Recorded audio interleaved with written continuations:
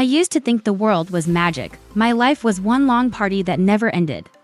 My name is Davina. My parents gave me everything. I never asked where it came from. I adored them so much, I couldn't see who they really were. Until it was too late, my parents had enemies, or maybe they were someone else's enemies. One day, someone broke into our house. My dad told Bremerton to get me out of the chaos. Either way, there was a reckoning and I got left behind. Bremerton took me that night. She told me I would become strong. Stronger than the men who killed my parents. I spent the next 8 years at ENA, the Elite Nanny Academy. Mrs. Bremerton took me in, raised me, trained me. Now, she's the head mistress of ENA and I'm finally ready for my first assignment. Meanwhile, Mrs. Bremerton was meeting with a client who needed a nanny, a highly qualified one. She explained what ENA offered. Each of our graduates has mastered the core pillars of the ENA program: early childhood development, psychology, first aid, defensive combat, advanced driving, physical and cybersecurity, household management, financial planning, and politics. But he didn't want experience, he wanted someone new. And then he chose me. Bremerton hesitated. She didn't recommend me, she wouldn't have. But the client only wanted me. At Mrs. Bremerton's office, as she hands me the file, my eyes scan the name Gabriel Angelini, as in the Angelini Mafia, the ones who stormed our home, the ones who killed my parents. I grip the paper, my knuckles turning white. I should refuse, walk away. Forget this ever happened, but I won't. I want to repay Bremerton for all she has done for me. And if taking this job means protecting the Angelini child while uncovering the truth of what happened that night, then I'll do it. After I signed the contract, I packed my things. Mrs. Bremerton gave me one final moment before sending me off to meet my primary client. Before I stepped into the car, she reminded me of my duty. Protect and care for the charge, obey the primary client, anticipate the family's needs.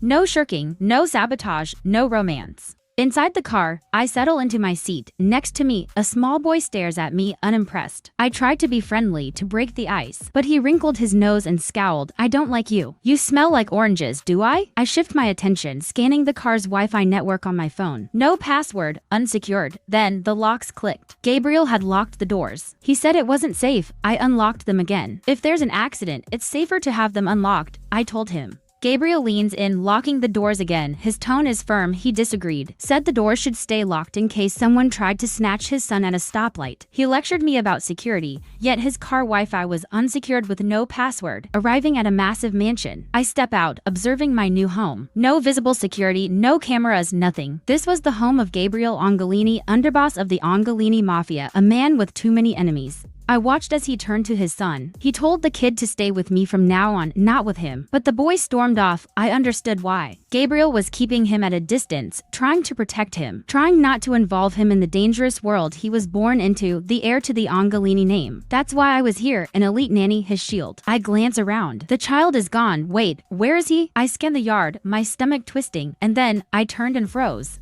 Mikey, being dragged into a car. No way, a kidnapping. On my first day? It's my first day as the Mafia Nanny, and the boy I'm supposed to protect just got kidnapped. Gabriel saw it and told me to go after them. I am doing it regardless. I took Adam with me. Gabriel angrily said if I do my job right, we don't have to do the chasing. I started tracking the vehicle to Mikey. The most recent hit is 1 minute ago. The van isn't too far from here. Makes it easy for us, almost easy that it might be a trap. I hacked the closest cell towers. There are 3 phones in the building, meaning there are 3 people inside. We arrive and saw a big man, no gun, so unusual. I try to enter, but he blocks my way. We had a quick, brutal fight sequence. A few strikes, and I force my way through. I reach the room. Mikey is there tied up. 2 kidnappers attack without hesitation. We had a chaotic fight. I maneuver, I dodge, I counter. My movements bring me closer to Mikey. In the middle of the struggle, the boy looks up at me, his voice small. With final, precise strikes, the last kidnapper collapses. I grab Mikey, cutting him free. We storm out. Inside the car, I untie Mikey completely. He's quiet, too quiet. Are you scared? I ask. He doesn't answer, just keeps his head down. And for the first time, I see myself in him. I pull him into a hug. It's okay, you're safe now. While I was comforting Mikey, the driver pointed a gun at me. He told me to get out the car with a 2 million and leave the kid. He is with the kidnappers. Luckily, my laptop is within reach. When Adam was about to pull the trigger, I activated the automation I made at the car earlier and closed the barrier from the driver to the passenger seat and jump off the car with Mikey. I run as fast as I could back to the mansion and saw the car there. Don't tell me you passed, Gabriel said with Adam beside him. What the hell? Is it just a test? After the so-called kidnapping test they put me through, Mikey finally led me to his room. I tried to befriend him. I wanted to make this easier for both of us. But Mikey slapped me. I don't want a new mama, he said. Oh, Mikey, no one will ever replace your mother. I'm not here to try. Gabriel's steady. He calls for me. I take the opportunity. I ask him outright whoever murdered his wife. Are they a threat to Mikey too? Without hesitation, he says yes. I hide my reaction, but inside, I know what this means. This is outside the purview of my contract, which means I can use it as leverage. Gabriel reminds me I was trained in defensive combat, but I'm a new graduate. He should have hired a senior operator, but no, he hired me. Exactly who I meant to, he says. What does that mean? Does he know about my past? About why I'm really here? He asks me to name my demands if I'm going to stay. But none of that matters if I die on this assignment, or if I conveniently disappear afterward. I take a breath. I make my demand. I want complete access to his entire life. If I'm going to protect Mikey, I need to be the closest person to them both. I am an elite nanny, and an elite nanny never fails at any task. I glide through my house for the next year. Then I see him, the big guy from the staged kidnapping. He glares at me. I flash a smile. No hard feelings, right? 10-foot walls, topped with wire. Glowering guards, fussy fountains. This house is not exactly a young boy's playground. I'll have to take him to the park or something. I enter my room. Immediately, I notice something. My laptop. It's missing. That's right. I left it in the car. Gabriel steps in. He asks if I'm coming to dinner. I look for Mikey, but Gabriel says he's elected to eat in his room at the dining table. I'm hungry, but this is awkward. It's just me and Gabriel sitting across a ridiculously long table. Anna never covered making small talk with my employer. So, do you have any goals for Mikey this year? He hesitates. Why? He's about to answer when the waitress interrupts. That was odd, but then, this whole house is odd. The staff are like ghosts. I've seen them, but I've only met the driver. And why am I the only one eating with the boss? Maybe because it's my first night. An empty gesture. I'll play along. Gabriel mentions that Mikey often comes to him while he's working. That ends today. I say I don't want him involved in your crimes. Suddenly Gabriel pulls me aside, his grip firm, his voice sharp. I instantly apologize for speaking out of turn, but then he says, "You asked whether I have goals for Mikey. I have one." His voice is low, serious. He's about to tell me when. The big guy from earlier appears. Trouble in District 3. Gabriel leaves immediately. What was he going to say? What is his goal? And why is he afraid of anyone else hearing it? I find Mikey in his room, playing with his toy duck. Not just playing, reenacting a full-scale mafia takeover. I try to convince him to eat breakfast outside. He refuses. Fine, time to change tactics. Are you afraid to eat human food in front of me? He looks confused. It's okay, you can tell me. I've already guessed you're a vampire. Mikey yells, horrified, I'm not a vampire. A few more playful jabs later and victory. I managed to get him to eat in the kitchen. First breakfast down, good job, self. Back in my room. And there it is, my laptop. Aha, it's about time. I've been dying to do some proper research. I dig into Gabriel Angelini. His bio barely says anything. The Angelinis, they've been running the Venetian Mafia for nearly a century. The current Don is Gabriel's uncle. His older brother died and he took the reins. The Don has no sons, though, which explains why his nephew is the underboss. And that leaves Mikey, the heir to it all. No wonder he's such a serious kid. I check the darker chat rooms for what they have to say, as I thought. He's making enemies and they've only been here a month. Crazy lady, I need you. Coming, boss? I shut my laptop and hurry over. Mikey is packing a bag, like, really packing. He thinks he's going on a trip with his dad. His father is meeting a Croatian syndicate. How on earth would this kid know?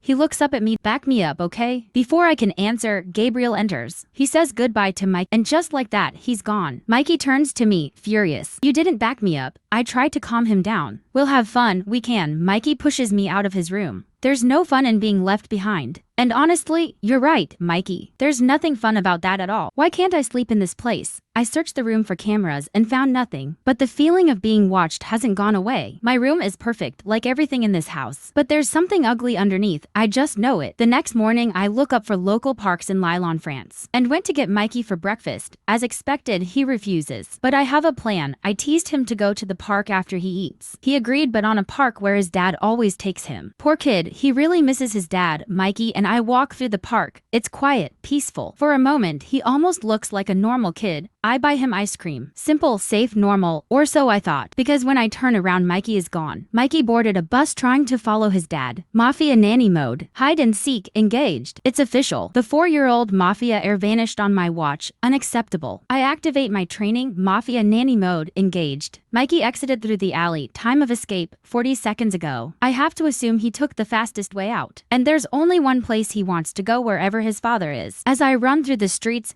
I hear people murmuring, "Did you see that little boy in a suit? That has to be him?"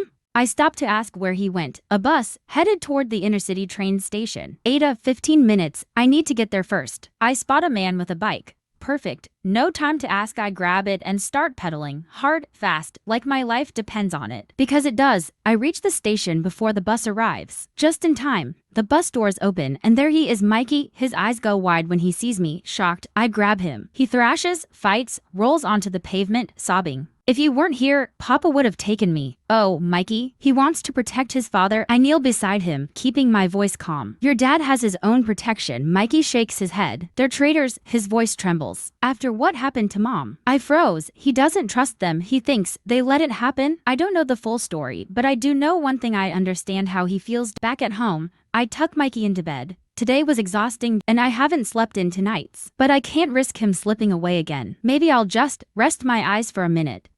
Gabriel is back. He tucks Mikey into bed himself. The boy stirs, blinking up at his father. Gabriel gently asks, "How was your day?" Mikey grumbles. "I almost ditched her, almost. But Davina wouldn't let me go. She caught me and brought me back." "That's right, kid. You're not getting rid of me that easily." Gabriel leaves Mikey's room and nearly trips over something in the hall. It's me, lying on the floor. He frowns. "Hey, Elite Nanny." I jolt awake. Damn it, I must have passed out. "You should go to bed," he says, crossing his arms. I try to stand, but my legs won't cooperate.